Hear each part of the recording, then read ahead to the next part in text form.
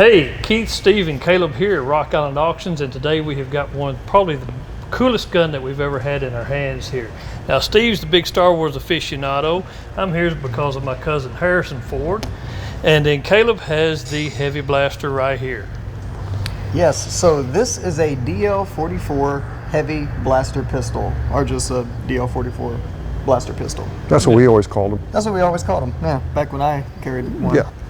So this particular blaster here was made by a company called BlasTech, and their history is it's a little shaky. Is it a checkered one? Kind of a sordid affair. It is, you know. So these were actually manufactured all the way back in the Republic era, you know, way before the Empire and all that stuff. So these have quite a bit of history. Now, they, you know, whenever the Empire took over and became, you know, the power in the galaxy, these were actually very restricted because it's one of the only blaster pistols that can actually penetrate stormtrooper armor. Yeah. So they're powered by power cells, and each power cell you get about 50 shots out of.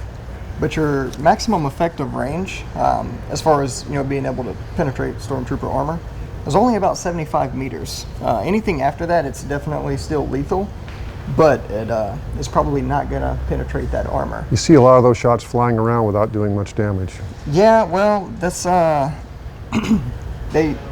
you're probably looking at the more range shots, Steve. Maybe so. Maybe you know, so. Up close, this thing does a lot of damage. Huh. So, not only that, but the actual system inside this, let's actually talk about some of the mechanics of this firearm. So it uses some Galvan circuitry on the inside, and that's what actually focuses and magnifies the actual bolt itself. When we're talking lasers, we're talking bolts, we're not talking bullets, Okay. you know.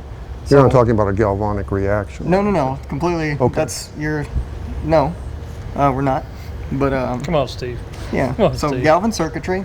So it pulls from that power cell, and the power cell is a mixture of electricity and a certain type of gas. I think it's Tobin gas, if I'm not mistaken. But that's what actually generates the bolt and fires it.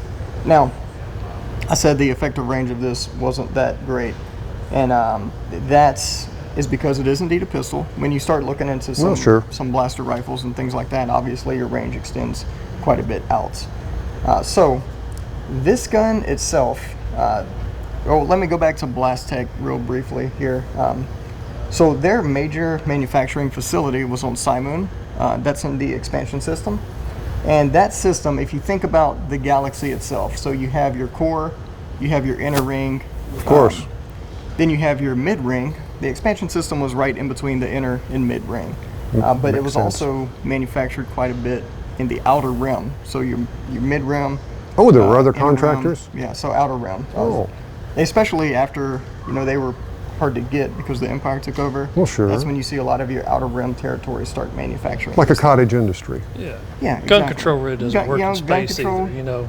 Yeah. So if you thought the Empire was bad about this, there were even more restrictions placed when the First Order, Kylo Ren, took over. There were even more, you know, gun control things going on then. I never trusted that guy. I never trusted that guy either. So kind of going back to it here, this particular gun, this exact one, was carried by Han Solo, and it was given to him by Tobias Beckett. And Beckett actually had it in the carbine configuration. It did accept the stock and had a longer barrel, but it was taken down, made compact, and then given to Han Solo. Was that before he had the Millennium Falcon or Yes, after? that was before. Okay. Yep, that was before that. But yeah, so that's the history of this particular DL44 heavy blaster. Now, two more important facts on that. This is the gun that Darth Vader took from Solo whenever Solo blasted at Vader on the Sky City. The exact one. And this was recovered from Vader's personal residence after Vader's death. Yep, very well could be. Did he really die? Yes. Okay. Yeah, well, he's in the super dead. Yeah, elevated beyond. Yeah. Yeah, you know, you can call him and talk to him like Yoda and Obi-Wan. I mean, I don't know how that works on the dark side of things. I know it works on the light side. You got to use the Force. And the other thing about this was the gun that Solo blasted Greedo with. And straight up, Han Solo shot first. Greedo didn't shoot at him, Solo blasted him. Now, if you're going to be on the wanted list by Jabba the Hutt, you're not going to be taken in easily. Somebody who comes in to take you with a price on your head, you're going to blast them, and that's what Solo did. Shoot first. That's right. That's, So, sorry, George Lucas, Solo shot first. there you have it. That's right. So, one more fun fact about this particular firearm. I did say it had a 50 round or 50 shot capacity as far as bolts go. Right. The grip itself, there's a mechanism inside the grip that'll actually vibrate a bit and let you know whenever you have about 5 bolts left.